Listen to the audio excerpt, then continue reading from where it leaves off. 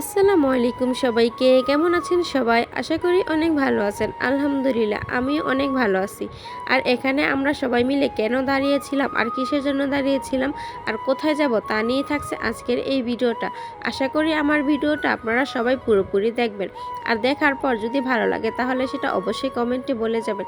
যাই হোক ভাই, দাঁড়িয়ে থাকতে থাকতে একটা গাড়িও পেয়ে গেছি। আর আমরা আজকে কোথায় যাব? আজকে আমরা যাব নারায়ণগঞ্জে একটি বিয়ের দাওয়াত খেতে। এই তো গাড়ি পেতে না পেতেই আমরা সবাই গাড়িতে উঠে পড়েছি। আর গাড়িতে না উঠতেই গাড়িওয়ালা ভাইও গাড়িটা নিয়ে একটা দৌড় দিল। আর এক দৌড়ে আমরা পৌঁছে গেলাম বক্তবলি ঘাটে।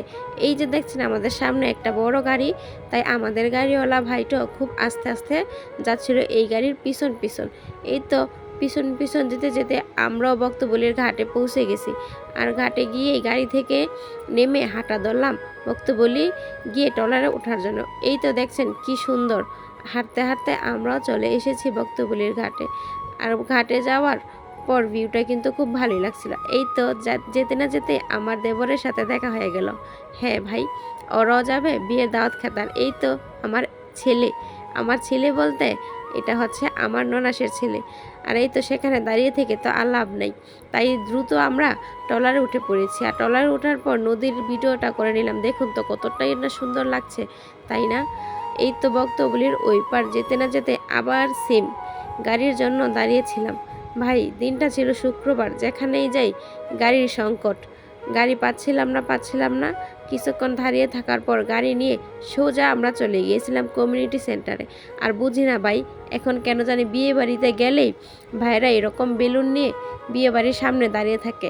যাই হোক, এখানে তো আর দাঁড়িয়ে থেকে আমাদের কোনো কাজ নেই, তাই আমরা সোজা এক পা দু পা করে চলে যাচ্ছিলাম উপরে। এই তো উপরে যেতে না যেতে এত সুন্দর একটা কমিউনিটি সেন্টার। ভাই এখানে যে কি সুন্দর ছিল, আপনাদের পুরোটা ভিডিও ঘুরে ঘুরে যখন দেখাবো তখনই বুঝতে পারবেন। আর সেখানে যাওয়ার পরে যে আমার আরেকটা দেবর, বুঝি না ভাই ছেলে হয়ে কেন যে এত লজ্জা পাচ্ছিল, কিছুতেই ভিডিও করতে দিচ্ছিল না। আর বলছিল যদি ভিডিও তুমি ছাড়ো তো তোমার খবর আছে। যাই হোক, এই তো কমিউনিটি সেন্টারের ভিতরে আমরা ঢুকে পড়েছি। আর সেখানে যেতে না যেতেই আমরা বসে পড়ে গিয়েছিলাম আগে খাওয়া দাওয়া করার জন্য। এই তো বসতে না বসতে আমাদের প্লেট পানি সব কিছু দিয়ে গেল। আর এই তো ঝরঝরে পোলাও আর চিকেন ফ্রাই নিয়ে বসে পড়েছি খাওয়ার জন্য। ভাই বিয়ে বাড়ি মানেই তো খাওয়া দাওয়া আর আনন্দ। এই তো দেখুন কি সুন্দর, আমি এখানে বসে বসে একটু একটু করে ফ্রাই ছিঁড়ে খাচ্ছিলাম। তবে খাবারের মানটা কিন্তু ভালোই ছিল, খুব মজার ছিল খাবারটা। আর ফ্রাই খাওয়ার পর একটা রোস্টও নিয়েছিলাম খাওয়ার জন্য। আর এখানে আমার ছেলে একটা হাড্ডি দিয়ে বলছিল যে না আম্মু তোমাকে হাড্ডি দিলাম, হাড্ডি খাও। আর রোস্ট খাওয়ার পরে এক টুকরো গরু গোস্ত নিয়েছিলাম। গরু গোস্তটা ছিল অনেকটা কালা ভুনা টাইপের, তবে খেতে ভালোই লেগেছে, মন্দ লাগেনি। আর এখানে কিন্তু জ্বর দেওয়া ছিল।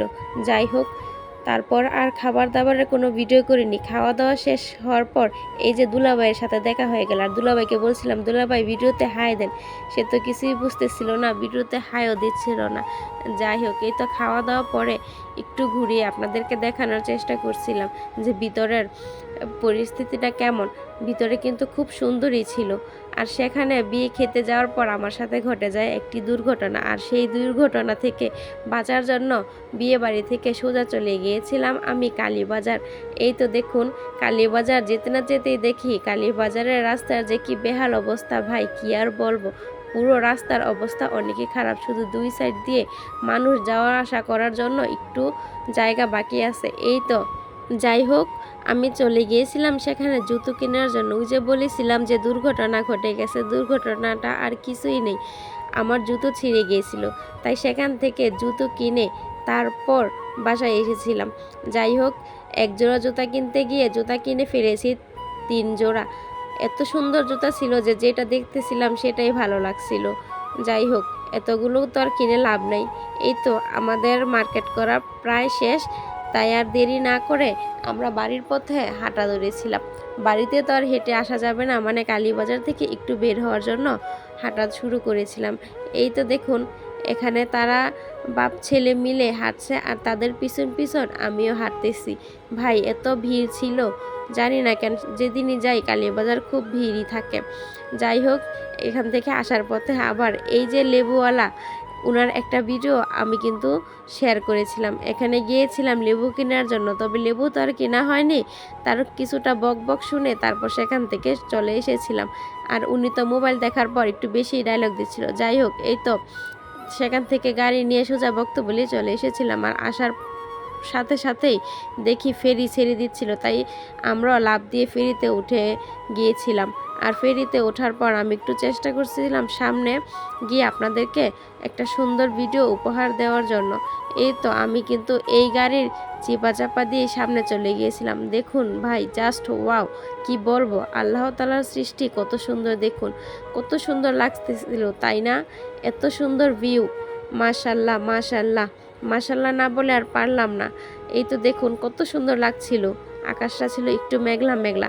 যাই হোক, এত সুন্দর ভিউ দেখতে দেখতে আমরা ওই পার থেকে এই পার চলে এসেছি। আর এই পার আসার পর ফেরি থেকে নেমে আর দেরি করিনি, তাড়াতাড়ি করে একটা গাড়ি নিয়ে নিয়েছিলাম আমরা বাড়িতে আসার জন্য, কারণ প্রায় সন্ধ্যা হয়ে যাচ্ছিল। আর আজকের ভিডিওটা থাক এই পর্যন্তই। ভিডিওটা যদি ভালো লেগে থাকে তাহলে অবশ্যই লাইক এবং কমেন্ট করে যাবেন। ভালো থাকবেন সবাই, আল্লাহ হাফেজ।